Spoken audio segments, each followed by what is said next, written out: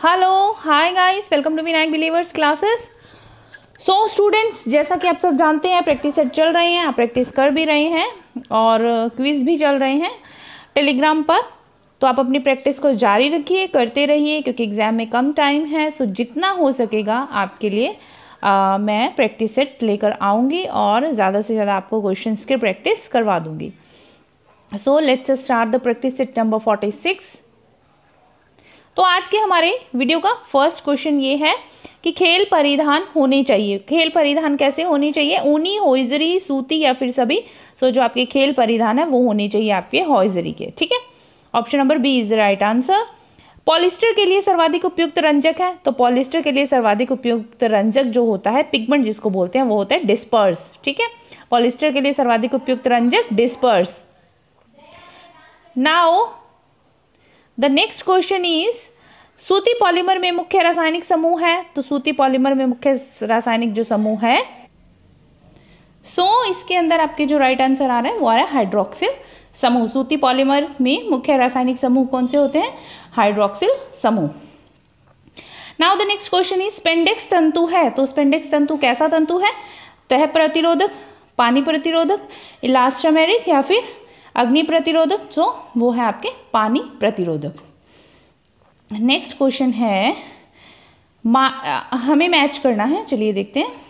मानव निर्मित बहुलक, बहुघटक कताई तकनीक, द्विघटक सूत या फिर ICS धागे। और इनके सामने दिया हुआ है उच्च तनाव क्षमता, फोल्डेड धागे, एक रेशीय व बहुरेशीय धागे या फिर नायलॉन। तो हमें मैच करना है। देखिए, जो बहुनिर्मित बहुलक है वो आपके मैच करता है नायलॉन से। ठीक है, नंबर 4। और उसके अलावा बहुघटक कताई तकनीक ये आपके मैच करता है एक रेशीय एवं बहुरेशीय धागे। नंबर 3 द्विघटक सूत, वो है आपके फोल्डेड धागे। नंबर 2 ICS धागे, वो है आपके उच्च तनाव क्षमता, मीन्स नंबर 1। सो 3 2 4 3 2 1। तो 4 3 2 1 हमें मिल रहा है ऑप्शन नंबर 1 में। सो option number 1 is the right answer.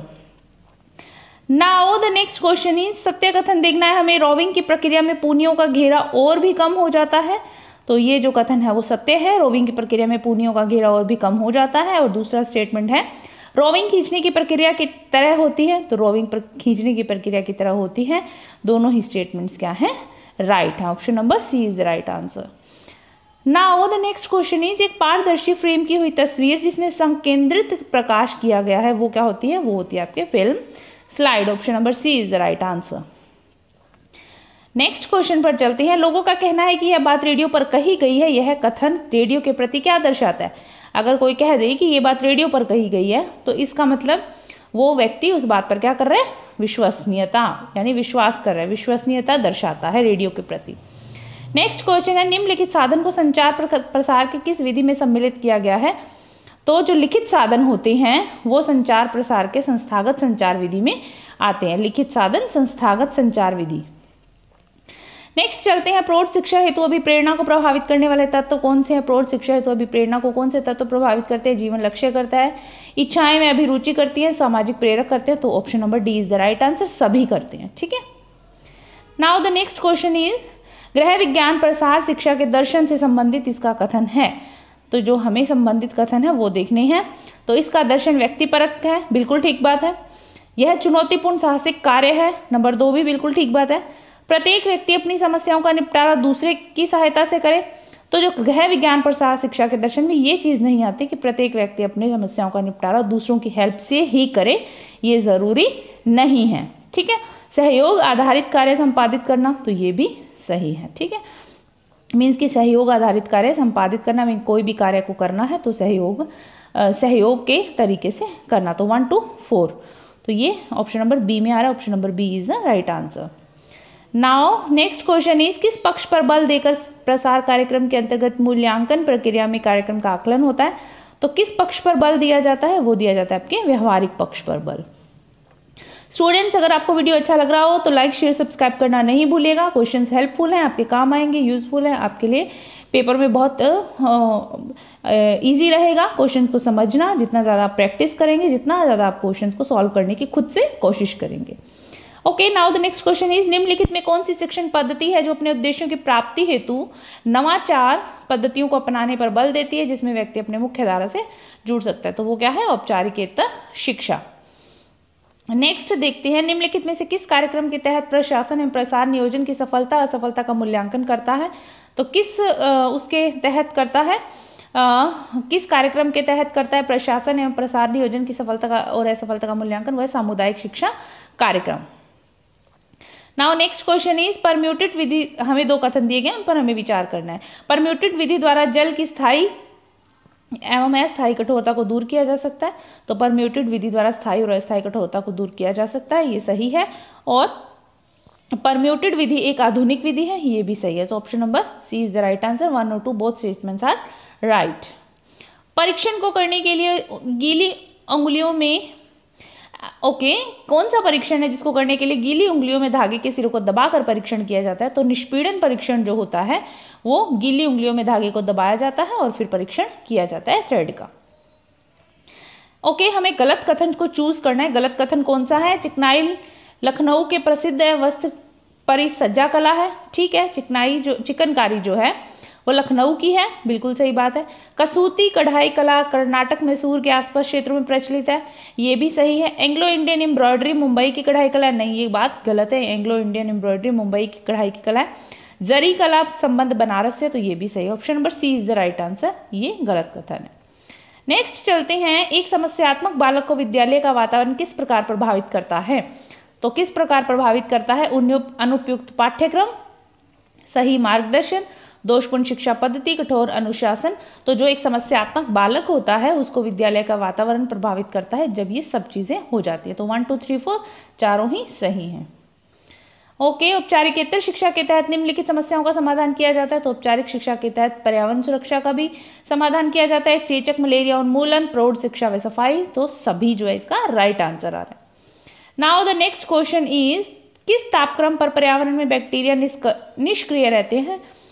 4 degree, 0 degree, 2 degree और 10 डिग्री।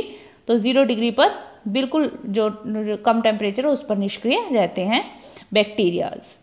नेक्स्ट क्वेश्चन है, गुणवत्ता प्रबंध पद्धति प्रमाणन संबंधित है। तो गुणवत्ता प्रबंध पद्धति प्रमाणन जो है वो किससे संबंधित है? 9001 2008 से संबंधित है, ISO। नेक्स्ट है, भारतीय सुरक्षा तकनीकी संस्थान स्थित है। तो भारतीय सुरक्षा तकनीकी संस्थान कहां पर स्थित है? कानपुर में। Option number A is the right answer. Now next question is, पतले तार की तरह सूक्ष्म जीवाणु सीलन और अंधकार में अधिक पनपना खाद्य पदार्थों पर रुई की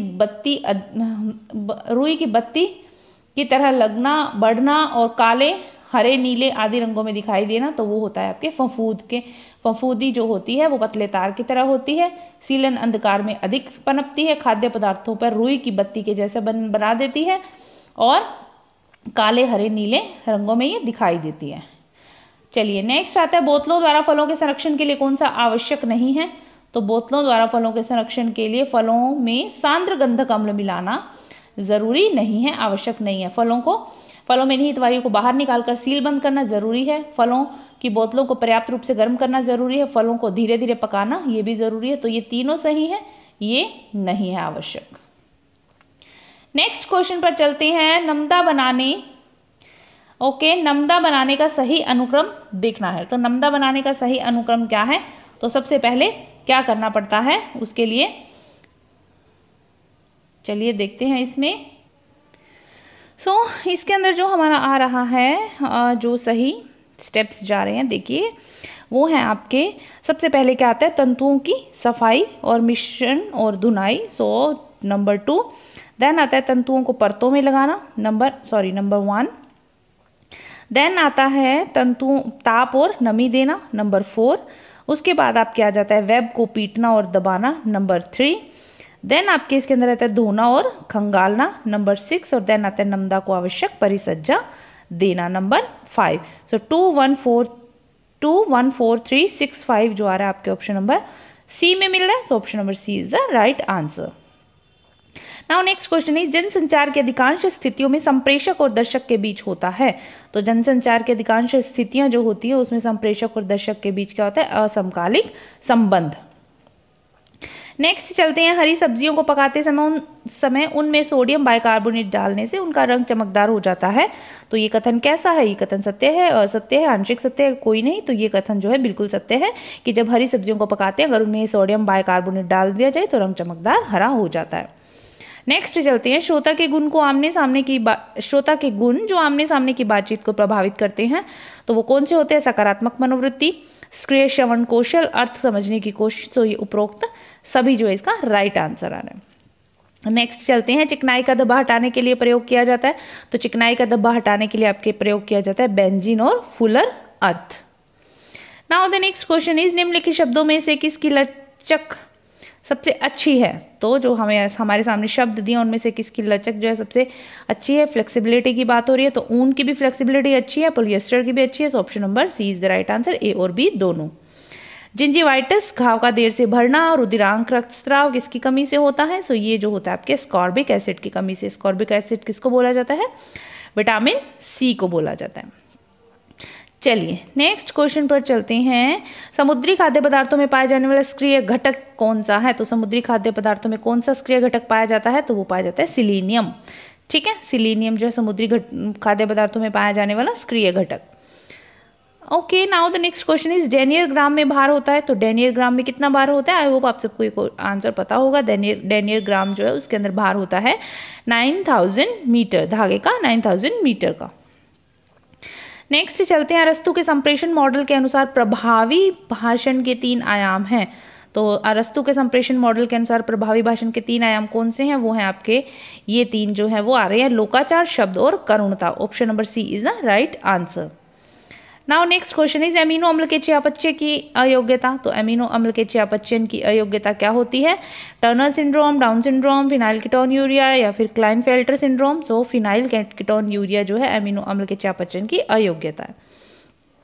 नेक्स्ट चलते हैं, बोरेक्स या सुहागा किन वस्त्रों के धब्बों को हटाने या धुलाई में प्रयुक्त किया जाता है? तो बोरेक्स या सुहागा जो है वो आपके किया जाता है जानत्व वस्त्रों के धब्बे हटाने के लिए। नेक्स्ट चलते हैं, फैशन चक्र में क्या नहीं आता? अन्वेषण, लंबाई चौड़ाई अनुपात, उत्थान पतन। तो जो फैशन चक्र है उसके अंदर लंबाई चौड़ाई अनुपात का जिक्र नहीं है। नेक्स्ट चलते हैं, रोमिंग की प्रक्रिया में पूनियों का घेरा और कम हो जाता है, रोमिंग खींचने की प्रक्रिया की तरह होती है। तो ये भी आपके दोनों ही जो स्टेटमेंट्स हैं ये दोनों सही हैं। ओके, दोनों स्टेटमेंट्स जो हैं वो सही हैं। Option number C is the right answer. Okay, fashion को निर्धारित करने वाले तथ्य कौन से हैं? तो फैशन को निर्धारित करने वाले तथ्य आर्थिक है, सामाजिक है, राजनीतिक है, तकनीकी है। तो ये सभी जो है वो फैशन को निर्धारित करने वाले तथ्य हैं। Okay, now the next question is, fashion के सामाजिक प्रभावों में क्या शामिल है? तो फैशन के सामाजिक प्रभावों में क्या शामिल है? फैशन जीवन स्तर, भौगोलिक क्षेत्र में शिक्षा से प्रभावित होता है। फैशन विभिन्न व्यक्ति द्वारा प्रभावित होता है। फैशन की मांग युवाओं द्वारा मुख्य रूप से की जाती है। तो ये सभी जो है वो फैशन के सामाजिक प्रभावों में शामिल है। ओके, सो स्टूडेंट्स, ये था हमारे आज की वीडियो का लास्ट क्वेश्चन। आई होप आप सबको ये समझ में आ गए होंगे, क्वेश्चन अच्छे लगे होंगे, आपके लिए हेल्पफुल भी होंगे। वीडियो अच्छा लगे तो लाइक शेयर सब्सक्राइब करना नहीं भूलिएगा और पढ़ते रहिए, बने रहिए मेरे साथ। जितना ज़्यादा हो सके आप प्रैक्टिस कीजिए और जितना ज़्यादा मुझसे हो सकेगा मैं आपके लिए अच्छे से अच्छे क्वेश्चंस लेकर आऊँगी हमेशा, जो आपके लिए हेल्पफुल होंगे, यूजफुल होंगे पेपर के पॉइंट ऑफ व्यू से। एंड वीडियो को लाइक शेयर सब्सक्राइब करना नहीं भूलिएगा। Thank you so much, all the best, bye.